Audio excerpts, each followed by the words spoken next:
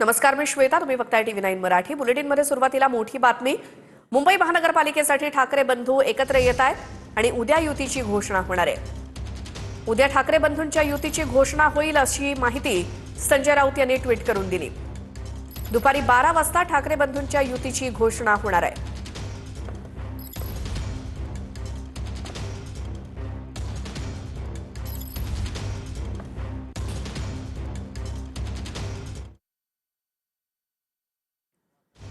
तर ठाकरे बंधूंच्या युतीची घोषणा उद्या होत असून मुंबई, ठाणे, कल्याण, डोंबिवली, पुणे या पालिकांसाठी ठाकरे बंधू एकत्र येत आहेत असं कळतंय.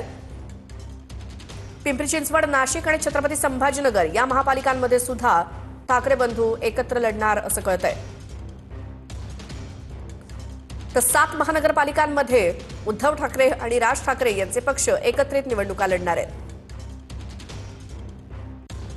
नाही, मला असं वाटतं युती घोषणा काय ओपन सिक्रेटच आहे, त्याच्यामध्ये काही विषय नाही आहे. पण अजून काही जागांवर आमचे नेते मंडळी चर्चा करत आहेत.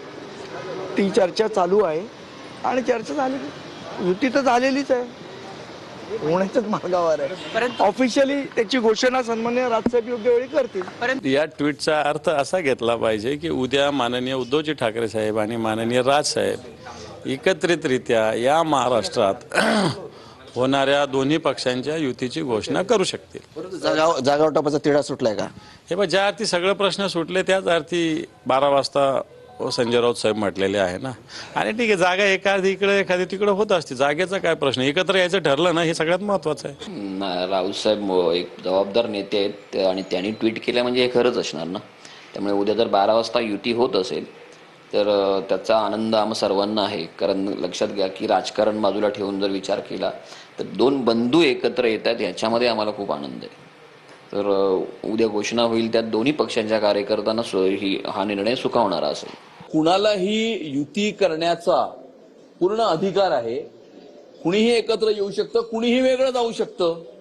मामूंची टोळी एकत्र आली त्याने मुंबईच्या महानगरपालिकेच्या निवडणुकीवर काही परिणाम होणार नाही. हे मामूंच्या नादी लागल्यामुळे यांची महाराष्ट्रामध्ये जी दारुण अवस्था झालेली आहे, त्याच्यामुळे आता उरले सुरलेले सुद्धा त्यांचा पक्ष सोडून भारतीय जनता पक्षामध्ये हिंदुत्वासाठी प्रवेश करताना आपल्याला दिसत आहेत.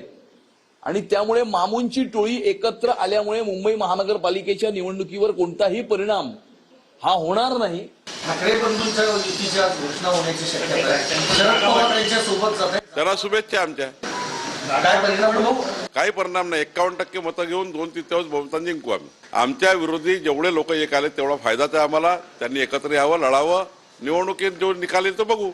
उद्धव ठाकरेजींची परिस्थिती या महाराष्ट्रामध्ये काय झाली आहे आणि त्याच पद्धतीने कितीही त्यांनी कोणीही सोबत आला तरी त्यांची परिस्थिती जे महाराष्ट्रामध्ये नगराध्यक्ष नगरपंचायतमध्ये जे निकाल त्यांच्या बाजूनी आला तिच्यापेक्षाही बदतर परिस्थिती पूर्ण मुंबईमध्ये राहणार आहे. आणि मुंबईमध्ये हा आमचा भगवा आणि कमळ इथंच झेंडा लागणार आहे.